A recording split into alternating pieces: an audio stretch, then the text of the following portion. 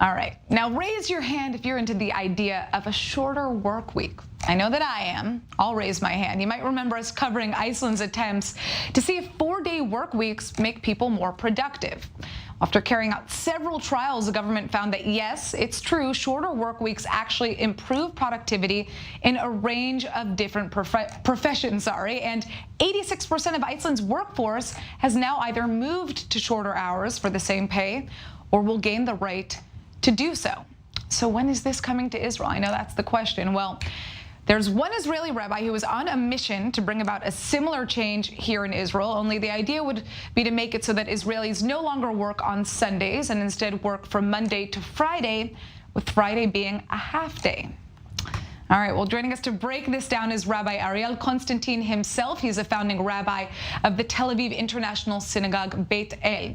So tell us how you came up with this idea to shift Israel's work week from not 5 full days, but to 4.5. Well, as an Oleh, we grew up with Sunday, and it's a hard thing to adjust to. But what I realized is not just a hard thing to adjust to. The Israeli society is desperately in need of this change. We work, it's a very stressful society. We work 5 to 6 days a week. The children go to school 6 days a week. I mean, that's a lot of time. They have no time off. There's no family time. From a religious perspective, from a cultural perspective, from an economic perspective, it's a hard thing. Not just in Iceland. Microsoft did a study that it's a more effective work week when it's 4 days. So we're working longer hours. People are very stressed. There's no downtime. It's hard on women as well because they have to work a half a day and part-time, or if they want to work full-time, they have to waste half their salary on a tzaron, an afternoon school program for the children, versus the children learning in school. So this is something that I think is so desperate for the Israeli society, for the religious community even more so. And we're going to get to the religious aspect of this, because for those of our viewers who don't necessarily know, here in Israel, our weekends are Friday and Saturday. Saturday is the Jewish day of rest, so most businesses are closed, public transportation is closed, so you actually don't really have that much time during the weekend anyhow to get some of those errands done that you would want to, apart from the fact that this might help with productivity in the actual work. How would this improve the economy? What kind of contribution would a shorter work week like this have? Beyond the productivity that you mentioned correctly, there's also the fact that on Sunday the world is closed. The stock exchange is closed, foreign markets are closed, the high tech is closed. We're open. Anyway, on a Monday when we open, we're 7 hours ahead of the East Coast of the United States.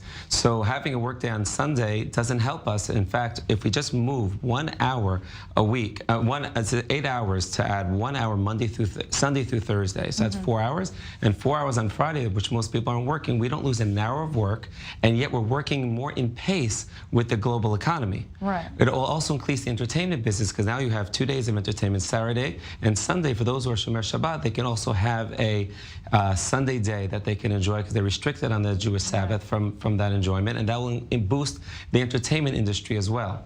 So we're talking about a Monday to Friday work week, an hour extra of work on Monday through Friday, and that will cover the day, that full day that you would have worked anyhow on Sunday. Interesting. I like this. I like this. All right. So how have you been trying to promote this idea? Have you been speaking to government officials, and what kind of response have you been getting? We've been speaking with various Knesset members and ministers of government. It has a ring, but there's a lot of resistance to it from the independent contractor workers who are worried that they would have to pay double time if they want to work on Sunday.